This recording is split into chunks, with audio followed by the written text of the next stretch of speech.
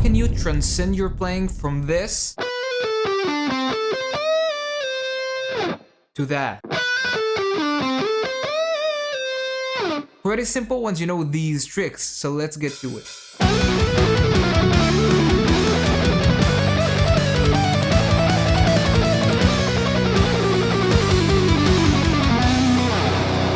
Okay, our first trick on this list is slides. We all know them and we all use them, but not to their full capability. The slides I'm talking about are more decorative in nature. We're not gonna use them to play different notes like this, but we're gonna use them to decorate our advancements towards certain notes. So for example, instead of playing this, we're gonna play this. We're adding more life and feel to our playing.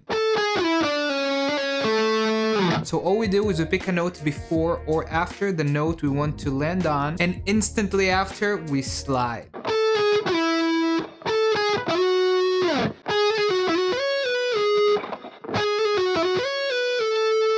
Okay, trick number 2. Bends. Bends allow us to create insane sounds if we use them correctly. Let me show you. When it comes to bend, it usually concludes with either a half step or a full step bend. And after that, you go back to your original note and continue whatever it is you're playing. But this is only where it begins, because we have so many more options. Let me show you 2 examples. So the first one, let's say we're going to bend from this note to this note, a full step, and then back. The standard way is going to be this. But instead of going back to our initial note immediately after, we can go back only a half step, bend back again for a full step, and then go back to our initial note. So it's going to sound like this. Sounds like garbage when you play it slow, but listen to it at full speed. And inside a short lick.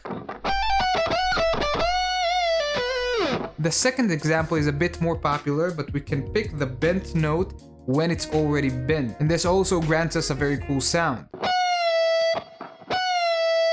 And then a short lick sounds like this.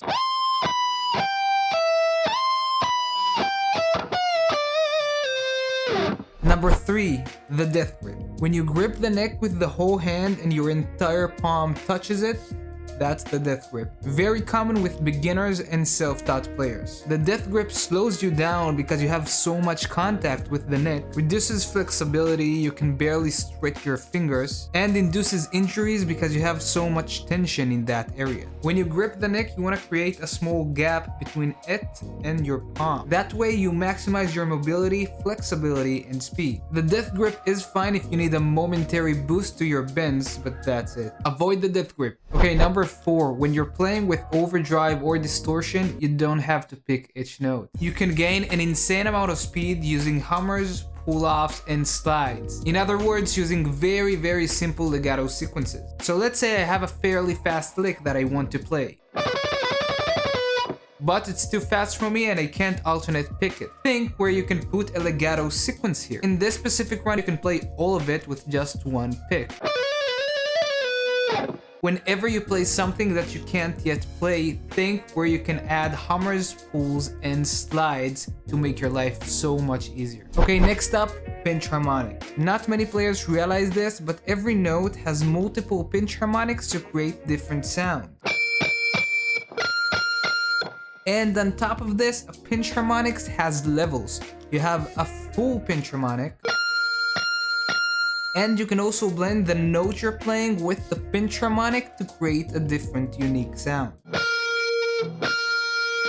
As you can hear, it's not a pinch harmonic, but not a clear note as well. It's somewhere in the middle. Okay, so let's see exactly how to play these harmonics. Right after we pick the string, we're going to touch it with this part of our thumb. So it's actually very similar to regular harmonics. If you want to play a regular harmonic, we're going to touch it lightly with our fingers. Well, now the only thing that changes is that instead of lightly touching the string with our left hand, we're doing this with our right thumb. And to prove this, we can play the harmonics we just played with our left hand on the 12th fret with our right thumb.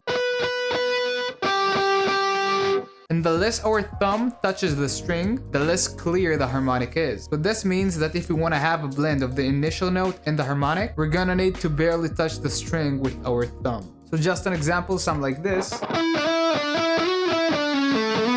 will sound like this. Next, we're going to talk about pitch changes. While playing the guitar, the pitch of each note is also determined by how strong you press on each string. So if you press too strong, the note is going to sound sharp and totally off tune. I have an Evertune bridge right here, which keeps my strings in tune basically forever. So I can't really show you this, but you'll have to take my word for it. If the notes you're playing sometimes sound totally in tune and other times sound off, you just found the reason why. Next up, we're going to talk about legato. We've already talked about short, easy runs, but the first legato run that every player learns is this one. A very simple 3 note per string run. We pick one note and then hammer the next 2. And this can obviously be used for so many cool stuff. But there's a certain way to play this to make it so easy. So look at me play this slow from behind and see if you can spot what I'm doing. So if you haven't figured it out, what makes this so easy, the answer is when I'm playing this legato run, my whole arm follows my fingers. When I'm ascending through the strings, my thumb follows my fingers and goes down with them. And same when I'm descending, my thumb follows, and so does my whole arm. Okay, so this next one helps you play super clean. So look at my left hand.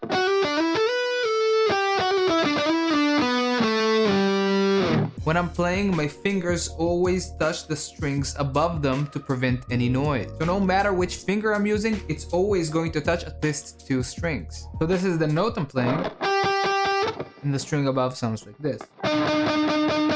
Next one is more of a tip. We're going to talk about string action. And the action is the distance of the strings with the neck itself. So if you have high action, meaning your strings are far from the neck, each note's sustain is going to last longer. If you have low action, you're going to be able to play with much more ease. Sweeping, shredding, legato, alternate picking, everything is going to be much easier. Generally, you want to find the sweet spot between the two, and I'm telling you that because a lot of guitars don't come set up when you buy them. So be aware of that and mess around with your action to see what's more comfortable to you. I specifically love playing with very high action because I prefer the sustain over comfort. It's a bit difficult, but maybe you can see my action right here, but each to his own. Okay, this last tip will help you get a much cleaner sound as well. And we're gonna talk about your picking hand this time. So a very common mistake, mainly with self-taught students, is using a grip that makes excess noise. And there are all kinds of different variants to these grips. One, using a claw grip. When playing like this, it's very common to hit the strings with your fingers as well while playing. 2, using a fist grip and playing too close to the strings. So now instead of hitting the strings with the tip of your fingers like the claw grip, you're hitting them with this part, whatever it's called. And 3 is another common one, playing with your thumb too close to the string. And this makes for so many accidental pinch harmonic, which can really screw up a very nice part you're playing, or sometimes sound cool, but it's a hit or miss. Better to just learn to control these harmonics. That's it. I'll see you in the next one.